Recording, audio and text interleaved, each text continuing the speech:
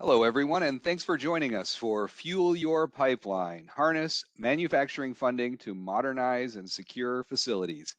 I'm Michael Paddock, CEO of Grants Office, and I want to welcome everyone to today's session. We've got a great session for you, but before we get started, I want to first very much thank our sponsor, Cisco, for making it possible to bring you all this information and for sponsoring today's session. Also, a couple of housekeeping items for you. As many of you know, you can listen hands-free over your computer speakers or headphones. There's no need to dial in, but if you do become disconnected, you can go to the menu at the top of your screen. If you don't see it, click on Show Menu Bar and go to the Audio and Video menu to find alternative ways to connect to the audio portion of today's session. Also, you can ask questions at any time using the question and answer interface at the bottom right-hand corner of your screen. Feel free to send in as many questions as you'd like over the course of today's session. We'll get to as many as we can at the end. So we'll save those questions until right at the end, and we'll handle as many as we have time for before the top of the next hour. This session is being recorded, and the replay, along with the slides and other resource materials, will be available on the link that Kate will be sharing on the chat. She already shared it, and she'll be sharing it again probably a couple of times throughout the course of the session. So you can get to that. It'll be posted around 1:45 or 45 minutes from now. So look for that if you want to access the replay and or the slides and or other resource materials that may be available. Okay, so I am joined by a great group of panelists. We've got David Gustall, Cisco Industrial IoT and Security Account Executive. His partner in crime with the same job title, John Marciando, also from Cisco. We've got Joseph Phelan, Grants Development Consultant here at Grants Office. And Sherry Cathcart-Chavis could not join us today. So Carolee Murphy will be speaking on Sherry's behalf about the Cisco Public Funding Office. So welcome to all of our presenters. We'll look forward to a lively conversation here as we go forward. Okay, great. So without further ado, let's jump right into the Cisco presentation from David and John. Fellas? Thank you, sir. Good morning, good afternoon, good evening. If you're out there, I am David Gutschall, part of our industrial IoT and security team focused on manufacturing. And with me, I have John Marciando, same game, same title. There we go. So I think we have about 10 minutes. Thanks, John. We'll just get right kind of into it, right? So first of all, if you look across the industry at companies, vendors, partners that are in this business of securing, enabling, and connecting resilient factories, Cisco is number one here, and we've been number one for over 2+ decades. We have the depth, the breadth, been moving packets, data packets for 4+ decades. We know how to do this better than anybody else. And you know, I feel like every year we talk about, oh my gosh, we're at an inflection point. Oh my gosh, the disruptor's right around the corner. Look, I think we all know that leaders and executives across the world recognize where we are now is you're going to have once in career defining things happen probably every quarter. And so the only thing you can do is lean in, put a plan together, and get there as fast as humanly possible without taking the line down. And what are we seeing? You know, just some stats, right? We're in the fourth computing paradigm and the pendulum swinging back. We centralized compute with green screens, decentralized compute with PCs.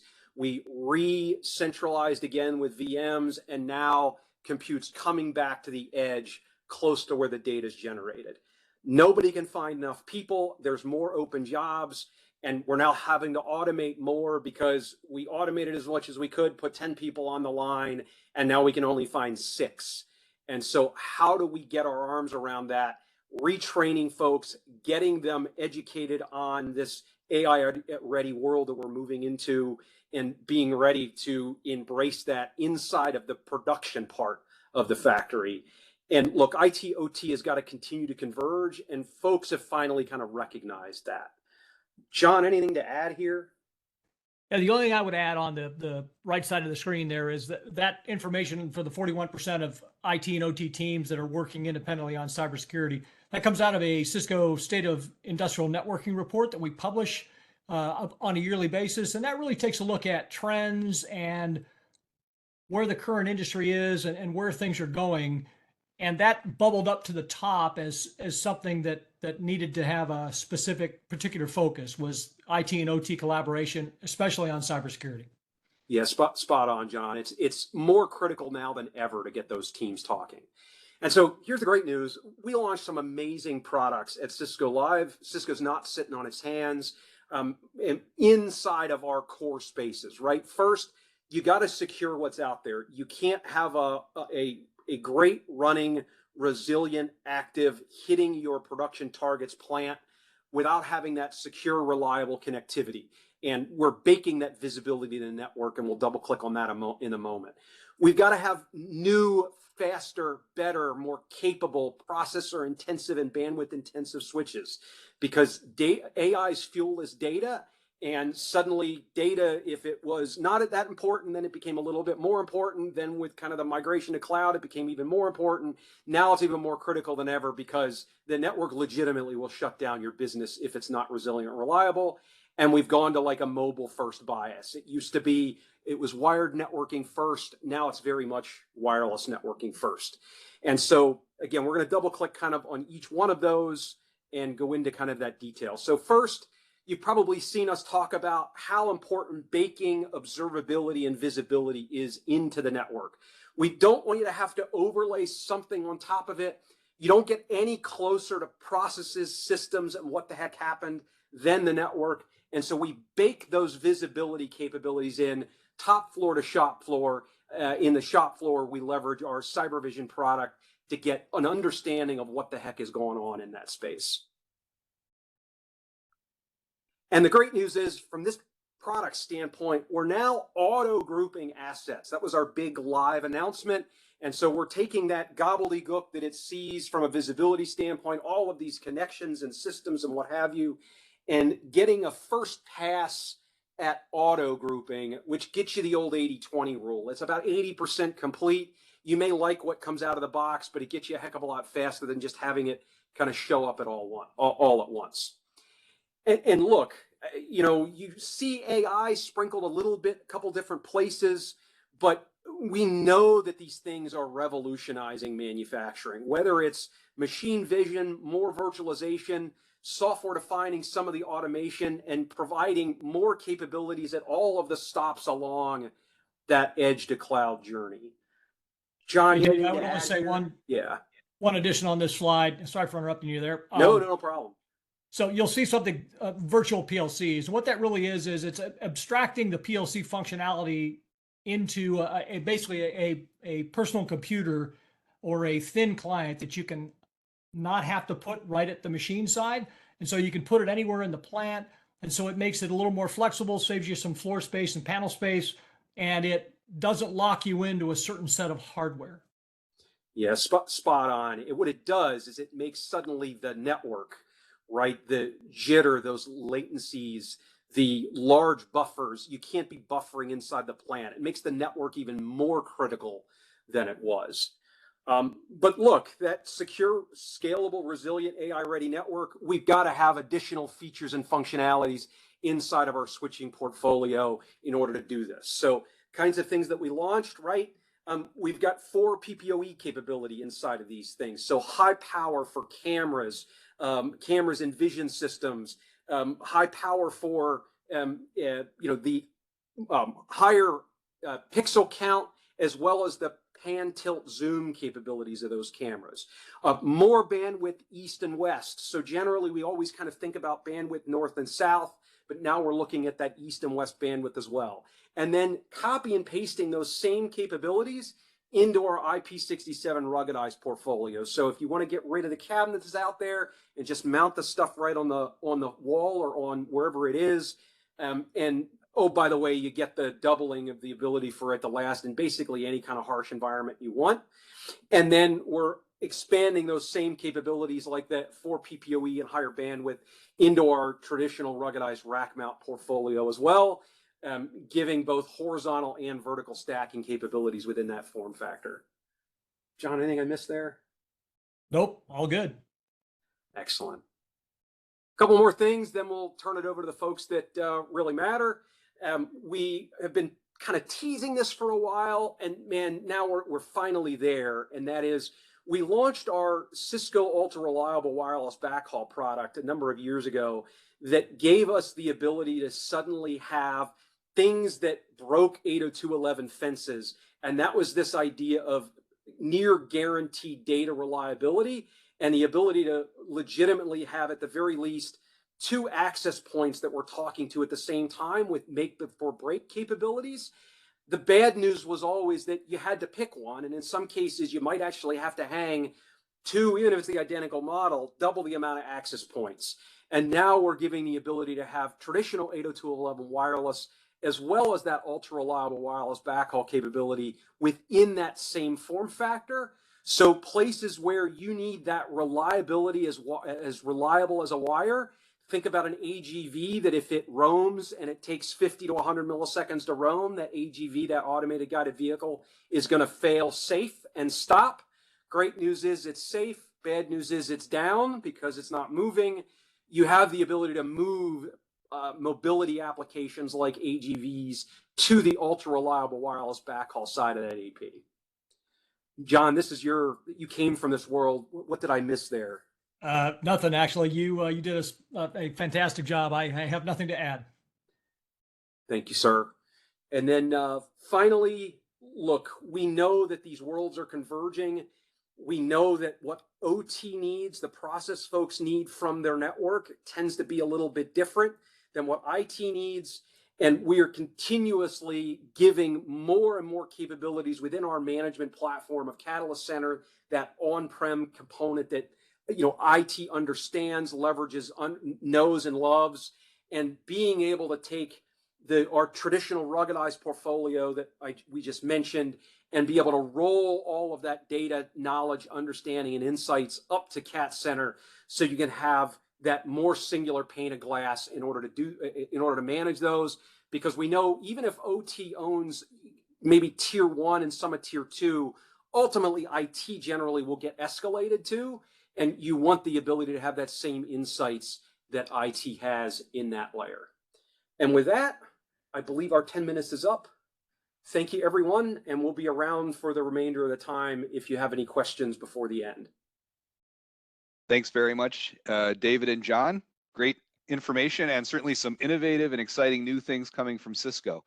Okay, with that, I'm going to turn it over to Joe Phelan to talk to us a little bit about the grants landscape around this. Joe?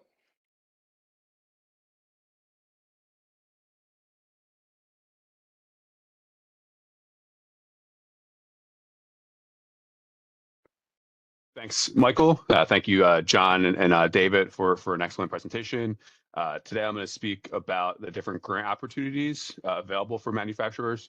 Now, historically, manufacturing grants haven't always been available since funding has typically been reserved for the public sector. But there has been a heightened focus in recent years for American manufacturers to receive grant funding. The CHIPS Act is obviously the most popular piece of legislation relating to manufacturers, which I'll get to in a little bit. But other federal agencies and state agencies have made funds available for manufacturers of all sizes to apply for. So today I'm going to speak about grants in a general sense and in how they relate to manufacturing firms. I'll provide some 5 federal opportunities that exist now and into the near future, as well as update on where the current administration priorities are when it comes to manufacturing. I'm going to touch on some state opportunities, as well as some tips on how to navigate the manufacturing grants landscapes. So first, we'll start with the basics. So usually when we speak about grants, we typically just focus on grants. However, manufacturers do have other funding mechanisms at their disposal. First, grants, which are going to be those awards targeted to help a specific area or address a certain priority presented by the federal or the state government. And then there are incentives, which are usually tax related, and they're usually related to a priority from the federal, from the state government, whether it's advanced manufacturing facilities. There's been a focus on clean energy demonstration activities in recent years. So that's from some of these grant programs do have incentives based into the programs, or they're separate programs that are available for incentives. And then also there's some loans. Some of the agencies do offer some loans for funding. So when you're thinking about an application, if you never applied for a grant before, there's several different elements to an application. It's going to vary depending on the grant maker itself. But typically there's some sort of proposal narrative, so an explanation as to where the need is for funding and why there's a need for funding, how you're going to utilize the funds, creating a plan there. Financial documentation, that's always going to be an essential aspect of a grant application, especially for a for-profit organization. And then also having the personnel and staff experience to complete the grant that has been awarded. That's going to be included as well. And then grant timelines, that's always the most popular question that we receive at Grants Office, is just how long grants can take. It's going to vary depending on the program itself. Every grant maker puts out notice of funding opportunities, or RFPs, to whoever is eligible to apply for them.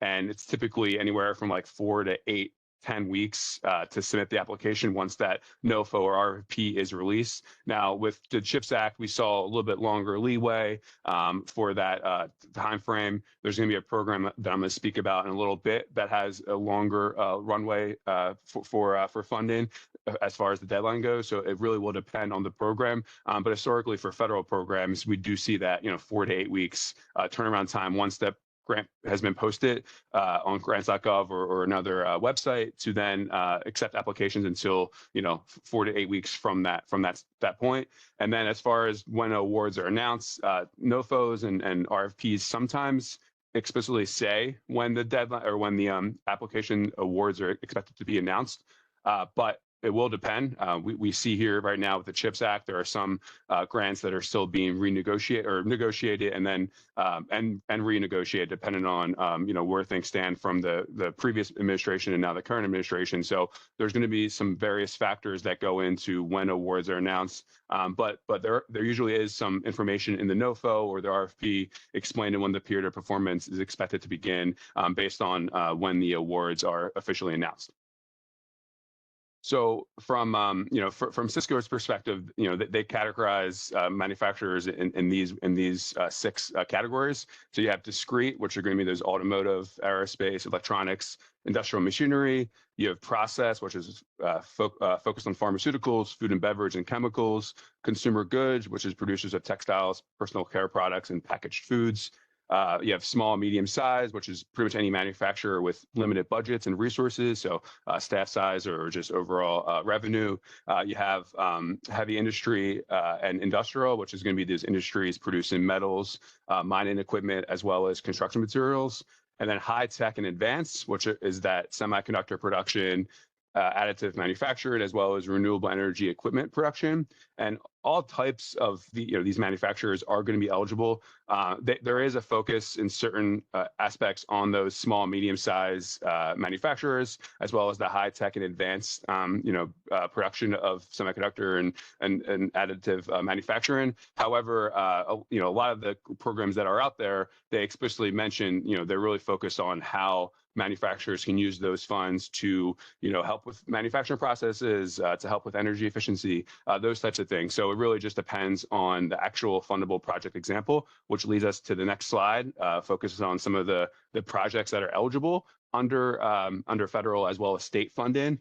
Workforce training is definitely going to be a big one. David and John mentioned about, just AI and how big of a player that is right now, and as far as just training and upskilling individuals on various technologies, that's going to be definitely an eligible project. Cybersecurity kind of goes both ways. There's a training aspect of cybersecurity, but also the physical equipment purchase of cybersecurity is going to be eligible. And then purchasing any type of equipment to help make manufacturing process, streamline it, make it more smooth, help with any energy efficiency. There are definitely funds or tax credits for certain utilities in certain areas for manufacturing firms.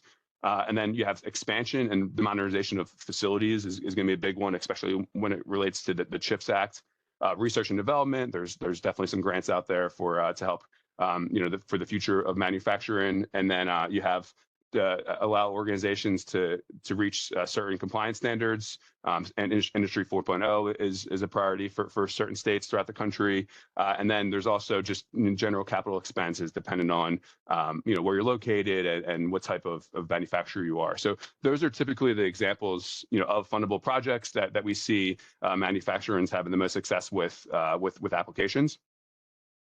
So there are 26 federal grant making agencies across the country, but when it comes to manufacturers, 5 are very relevant, and I'm going to briefly explain each one and kind of what their roles are and how often they're putting out federal grant opportunities and things like that. The first is the Department of Commerce, which is going to be, they're focused on innovation and invention. They're focused on emerging technologies, such as artificial intelligence and quantum computing. And then within the Department of Commerce, there are 3 sub agencies or bureaus that are going to have funding opportunities: the Economic Development Administration, the National Institute of Standards and Technology, NIST. That's the organization that runs the CHIPS program. And then you have the NTIA, the National Telecommunications and Information Administration. They run the BEAD program. We won't be talking about that today, but that's just for your awareness. And as I mentioned, the NIST is going to has administered the CHIPS program, and that's going to be discussed a little bit later. Then you have the Department of Energy, and they're focused on any type of security and prosperity for energy and environmental and nuclear challenges through various solutions, so with science and technology. And there's been several different sub-agencies that have been that open in the last few years, specifically under the previous administration. And we've seen the Office of Clean Energy Demonstration, the Grid Deployment Office, the Office of Manufacturing and Energy Supply Chains, the Office of Cybersecurity, Energy Security, and Emergency Response. So we've definitely seen some sub-agencies as the new administration, passes different budgets and stuff like that. Additional offices, may be established that offer a grant program that manufacturers can take advantage of. But I wanted to give you a high-level overview of the Department of Energy. Then you have the National Science Foundation. They really just run as an independent federal agency that's focused on any type of science and engineering throughout the country. So there's really no sub-agency that works under the NSF. But they fund around 11,000 awards each year, and it's going to be research and education as well as training. So it's really focused on maintaining a strong workforce in the STEM field, as well as anything to do with facilities and infrastructure, as well as computing. Those are some of the core focus areas for NSF. The Department of Labor, which really are focused on the Employment and Training Administration, which is going to be the sub-agency that's going to be most relevant for manufacturers, and it's solely focused on training and retraining, and retaining employees, upskilling, those types of programs. And there is some manufacturing focus on some of the programs from Employment and Training Administration under the Department of Labor.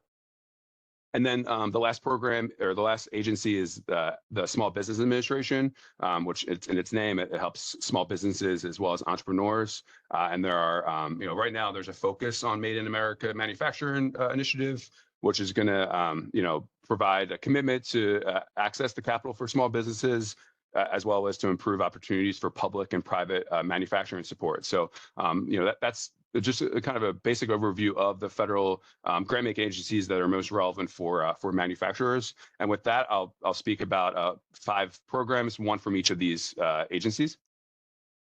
So the first is the Disaster Supplemental Grant Program, and that comes from the Economic Development Administration under the Department of Commerce. And this program actually just opened earlier, either late last month or earlier this month. And it comes from funds from the American Relief Act, which was passed at the end of last year. And it's going to provide some investments into regions that are experiencing economic harm from various hurricanes, wildfires, tornadoes, floods, or other natural disasters that occurred during the calendar years 2023 and 2024. And this program, there's 3 different pathways, and 2 of the pathways are very relevant for manufacturers. The first one is the implementation path, which is going to fund both standalone construction or non-construction projects that are meant to kind of help those communities recover from any type of natural disaster that has happened within the last few years. Some of the eligible expenses or activities with the this implementation program is they really focus on upgrading or constructing improvements to business incubators and industrial parks. There's a focus on expanding or constructing workforce training facilities at local community colleges or trade or technical schools. Anything to do with to spur or accelerate large-scale industry investments. There's a focus on developing or expanding commercialization and proof of concept centers, as well as providing necessary equipment to those those workforce training programs that need to be established or need to be expanded. So there is some funds under the implementation activities for this program, which is going to range from anywhere from 100,000 to 20 million. That's a pretty wide range, but that's the implementation aspect of things, which are going to be a little smaller than the industry transformation projects, which are going to be much larger in scale. As you see there, it ranges from 20 to 50 million. Now, the implementation grants, they're due at any time. You can submit an application whenever, as long as you're located in an area that has experienced some sort of natural disaster. However, the industry transformation path, those are they have that March 3rd, 2026 deadline. So, a little less than 9 months from now. And they're going to award anywhere from 3 to 5 projects. And the range is 20 to 50 million. And the program that they did kind of provided as an example in the NOFO is this idea that you can scale a semiconductor manufacturing corridor, through various funding mechanisms. So all types of manufacturing enabled expansion for a community that has experienced some economic harm from a natural disaster. So definitely is a very timely program. Obviously won't touch every not everyone can apply for it, but there has been several storms that have taken place in the last few years in the South and then in the West. So there are definitely some opportunities out there for several organizations to be interested in this. And there is going to be a partnership between private and public sector, located in an area that have recently experienced a natural disaster. The next program comes from the Department of Energy. And this is a program that is expected to open later this year. This is a program that was put on hold, being reviewed by the current administration, but it's really focused on expanding or establishing programs to support small and medium-sized manufacturers, to allow for the implementation of smart manufacturing technologies and practices, as well as to facilitate access to high-performance computing resources. So funds are really geared towards state entities, state-funded universities, and community technical schools. But there is a partnership with manufacturers to kind of focus on where the need is, how to improve facility efficiency, help to increase product quality, as well as to accelerate innovation that helps to lead to global competitiveness. So there are several different focus areas for this program.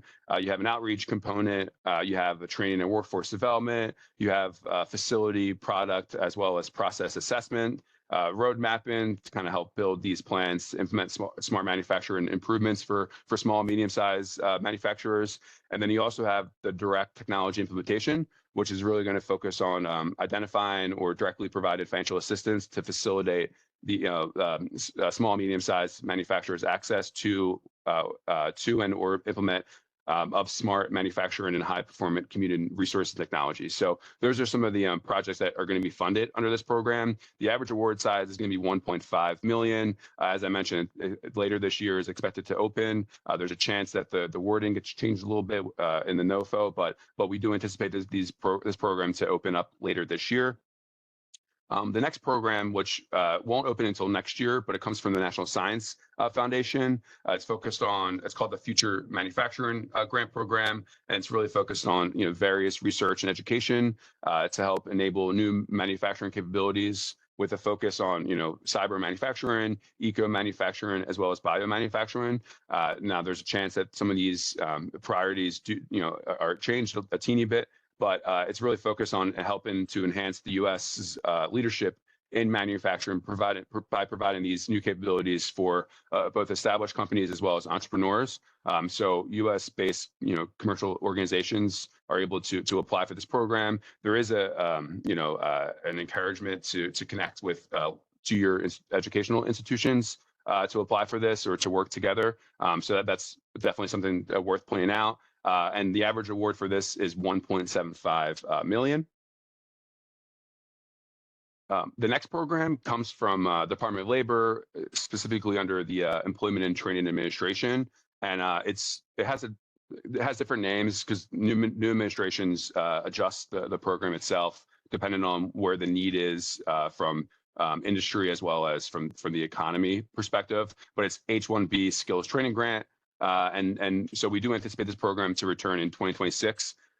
So it's going to fund all types of training and related activities to workers to assist them in gaining the skills and competency needed to obtain or upgrade employment in high growth industries or economic sectors.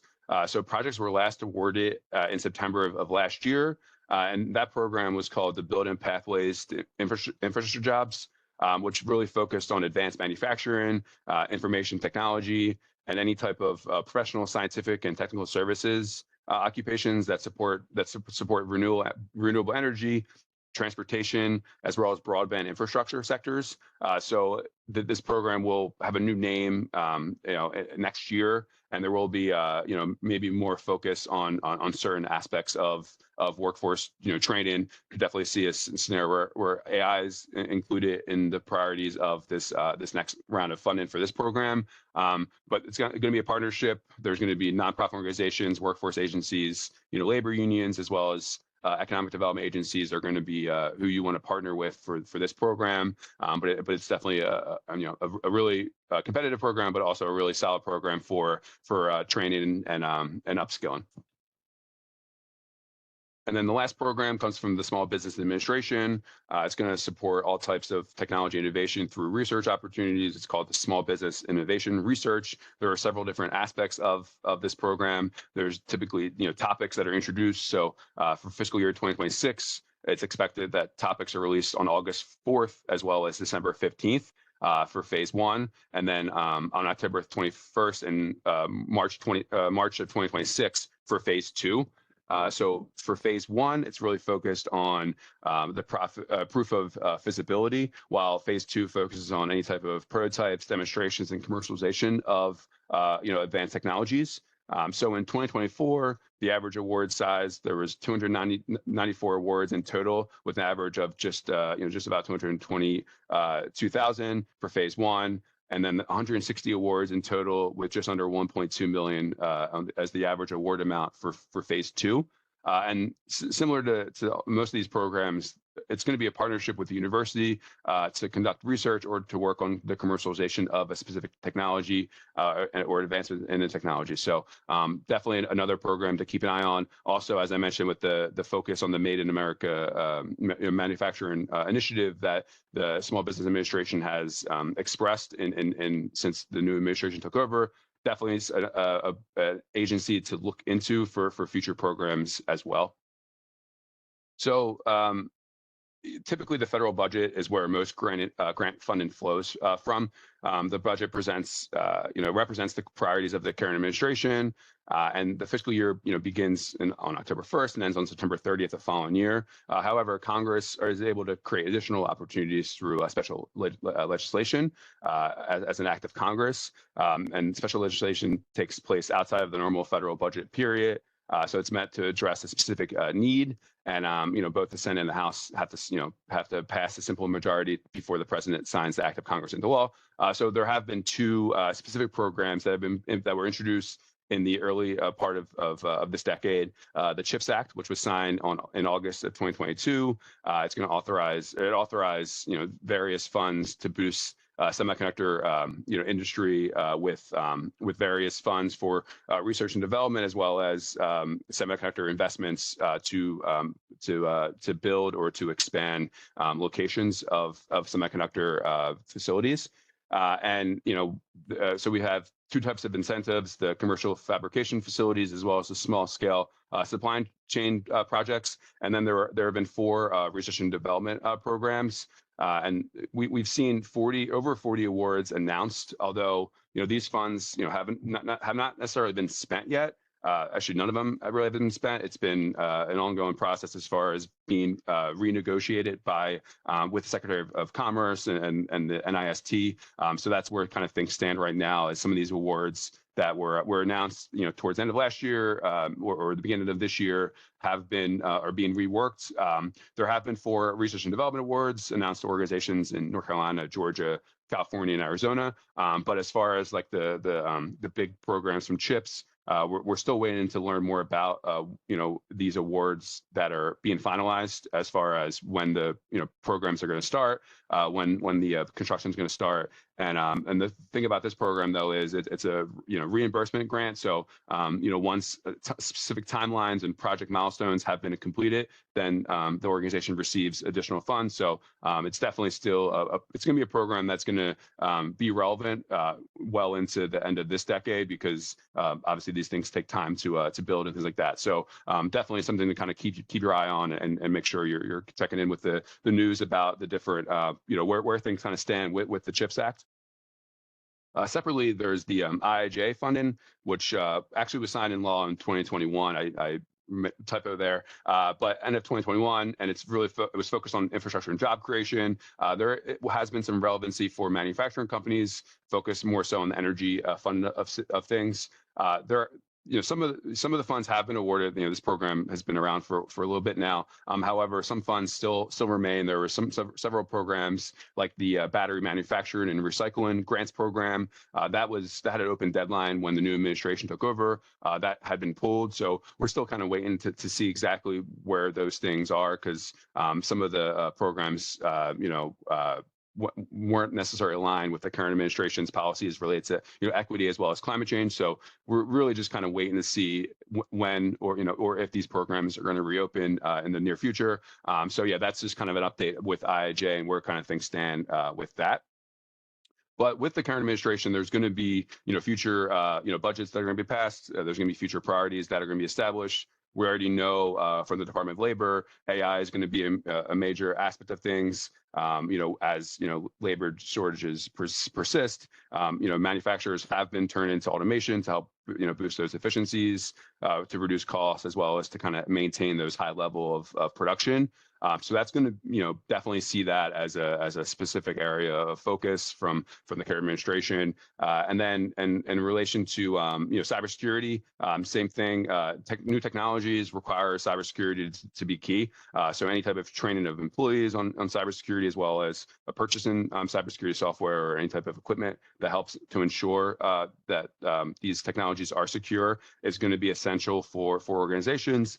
And then, kind of ties in with workforce development. It's going to tie in AI and cybersecurity with training and upskilling. And then, as we can prepare for the future of the workforce and the different aspects of how manufacturing is going to change. Definitely the current and future administrations are going to be focused on those types of activities. But more clarity is expected in the coming months. Especially as the budget gets worked on and gets passed through sometime in the near future. But we do anticipate funding for AI, cybersecurity, and workforce development to continue. And so federal opportunities, there's several out there. States, though, sometimes are could be a better opportunity for organizations to take advantage of, because there are resources, and funding available. And there is a focus on, small and medium-sized manufacturing companies from the state level, but there's also incentives to kind of, increase the workforce in a specific state to help, build or expand. There's definitely some funds out there for expansion and for construction of facilities in states. And it's sometimes hard, though, to know exactly where to look for funding.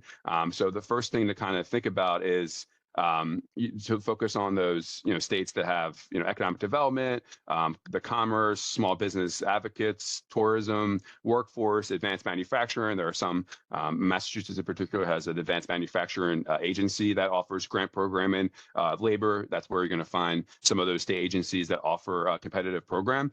Some funding does come directly from the federal government. So their manufacturing extension partnership it's a public-private partnership. If you're not familiar with it, it's going to provide solutions to small, medium-sized manufacturers to grow, to make operational improvements. That's actually a program. The Manufacturing Extension Partnership is something that has been discussed about being potentially restricted a little bit or eliminated from the federal budget. So definitely is going to keep an eye on that as far as where that funding is going to go, because I know some states really rely on that as far as help their small and medium-sized manufacturers to help improve their operations and reduce their risk. So definitely something to kind of keep an eye on as the year goes on. So states are going to offer a combination of incentives, credits, as well as resources that are going to be available. As I mentioned in the previous slide, just about how grants are going to fund it's the same types of things for the federal as well as the state. There might be a more focus on like compliance standards when it comes to the state, or as well as to expand or to allow for an organization to, if it's competitive, with another state, they might add additional incentives for you to open business there. So really, just going to depend on the state itself. And the same thing with eligible organizations. Definitely have seen it's the focus about improving efficiencies. That's going to become paramount. There are definitely some that require you only can have so many employees to apply, or you can only have so much revenue to apply. But they really are a focus on kind of improving the efficiencies of these manufacturers. So Industry 4.0 and cybersecurity compliance is definitely a key one. And then, so here are some examples of state opportunities. The small manufacturers modernization grant in New York. So it targets specific industries, but it's really focused on small and medium-sized manufacturers. And they provide funds for machinery and equipment purchases, as well as the renovation or construction. And then you have the manufacturing cybersecurity program, which actually deadlines later this week. But it's going to fund any type of infrastructure purchases for cybersecurity. So cameras are going to be included with that, but it's up to $30,000 per award.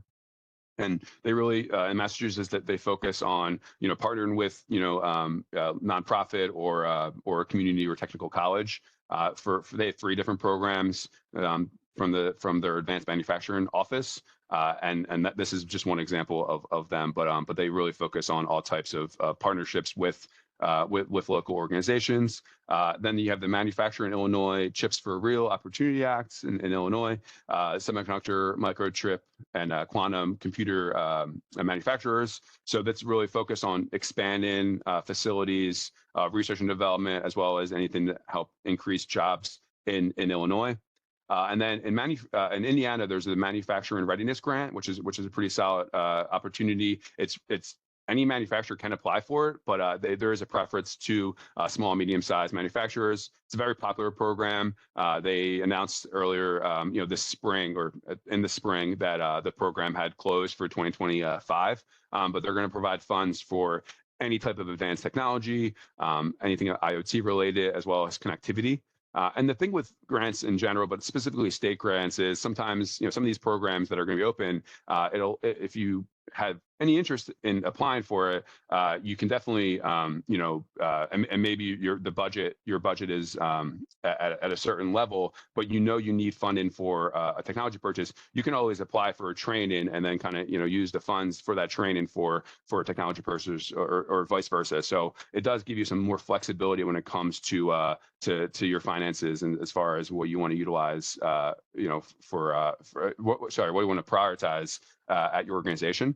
But in addition to the state opportunities that are listed, and these come from various agencies in the state, there is some funds out there from the state CHIPS funds, which it's in conjunction with the federal program. Some states did create their own CHIPS programs for manufacturers. Now, some of these allowed for the state to be incentivized to join forces with the organization, the semiconductor organization that was interested in applying to the federal program. So they offered some additional incentives and funding for that. But also, some states have opened their own, CHIPS funds. Oregon, New York, Illinois, Texas, North Carolina are some examples that are going to offer tax incentives, funding opportunities, as well as the aforementioned partnerships and resources.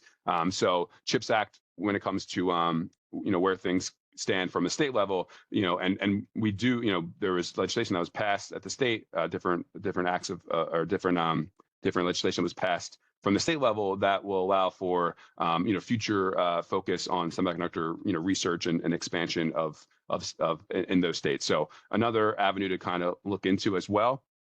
And that was a lot of information as far as where the federal and as well as the state grants the focus is. There is, I want to leave you with a few tips and tricks for navigating these manufacturing programs. So I mentioned partnership a bunch throughout, but it's really essential if you have any interest in applying for federal grants, state grants, to kind of establish or expand relationships with local colleges, nonprofit organizations, or any type of quasi-government entities. So those are going to be important. It makes you more attractive on applications. It opens up the opportunity for more applications that you'll be eligible for. So definitely partnership is the first step for sure. Research, obviously, you can learn directly from the federal and state agencies. You can sign up for newsletters or news alerts from different federal and state agencies.